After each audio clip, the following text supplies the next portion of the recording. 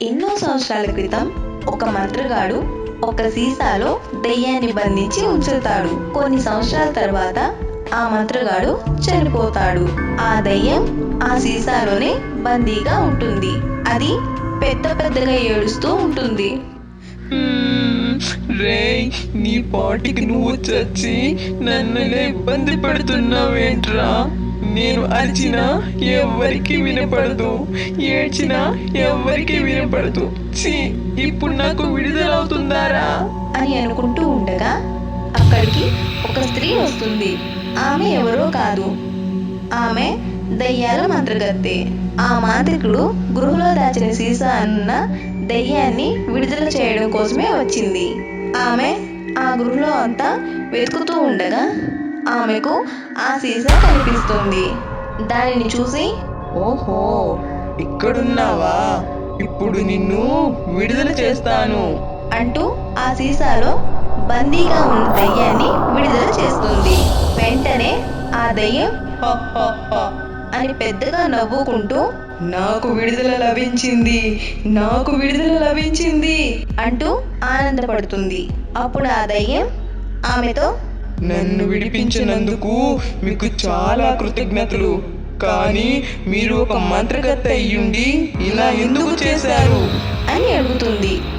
అప్పుడు ఆ మంత్రగత్తె, ఇప్పుడు నీతో నాకు చాలా పని ఉంది. అదేంటంటే, మా ఊరి చివర సుకన్య అనే ఒక అమ్మాయి ఉంటుంది. ఆ అమ్మాయిని ప్రాణాలతో నా దగ్గరకు తీసుకొని రావాలి అని అంటుంది. అందుకు ఆ దయ్యం, కానీ ఎందుకు? ఆమెతో మీకు ఏం పని? ఆ పనేంటో చెప్తే గాని నేను ఆమెను తీసుకొని రాను అని అంటుంది. వెంటనే మంత్రగత్తె, చెప్పింది చెయ్యి, లేకపోతే నేను మళ్ళీ బంధించేస్తాను అని అంటుంది.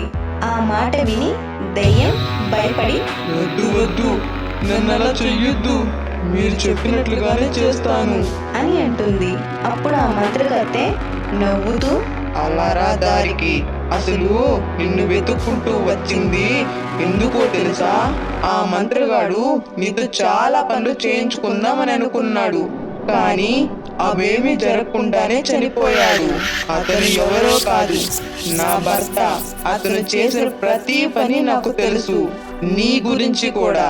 కానీ మా ఇద్దరి మధ్య గొడవ రావడంతో నేను అతనికి దూరం అయిపోయాను. తర్వాత తెలిసింది ఆయన మరణించాడు అని. అందుకే ఇక్కడికి వచ్చాను నిన్ను వెతుక్కుంటూ అని అంటుంది.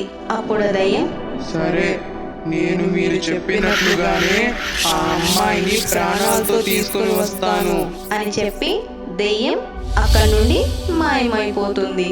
తర్వాత ఆ దెయ్యం సరాసరి ఊళ్ళో ఉన్న సుకన్య శరీరంలోకి ప్రవేశిస్తుంది. వెంటనే సుకన్య జుట్టు విరబోసుకొని, నాకు ఆకలిగా ఉంది, దాహంగా ఉంది, నాకు రక్త మాంసాలు కావాలి అంటూ అరుస్తూ రోడ్డు మీద పరిగెడుతూ ఉంటుంది. ఎవరైనా ఆమెను అడ్డుకోవాలి అని ప్రయత్నిస్తే వాళ్ళని చంపేస్తుంది. అలా కొన్ని రోజులు గడిచాయి. ఊరి ప్రజలంతా ఆమెకు దెయ్యం పట్టింది అని అనుకుంటారు. ఎలా అయినా ఆ దెయ్యాన్ని వదిలించాలి అని అనుకుంటారు. అందుకని కొన్ని ప్రయత్నాలు చేస్తారు. కానీ ఆ దెయ్యం మాత్రం ఆమె శరీరంలో నుండి వెళ్ళదు. అందుకని ఆమె తండ్రి ఆమెను ఊళ్ళో నుండి దూరంగా పంపించేయాలి అని అనుకుంటాడు. ఆమెని అడవిలో విడిచిపెట్టి వెళ్ళిపోతాడు. ఆ దయ్యం హాయిగా నవ్వుకుంటూ పరుగున మంత్రగత్తె దగ్గరకు వస్తుంది. మంత్రగత్తె ఆమెను చూసి, నేను అనుకున్నదే జరిగింది, సుకన్య నాకు ప్రాణాలతో దక్కింది అని అంటూ ఉండగా అప్పుడు సుకన్య శరీరంలో ఉన్న దయ్యం బయటికి వచ్చి, అసలు ఈమెవరు? ఎందుకు ఆమెను ఇలా తీసుకుని రమ్మని చెప్పావు? ఈమెని ఇక్కడ తీసుకురావడానికి కోసం ఎన్నో ప్రయత్నాలు చేశాను, కానీ వీళ్ళ వాళ్ళు ఎప్పుడూ ఈమెను కొడుతూ తిడుతూ చాలా ఇబ్బంది పెడుతున్నారు.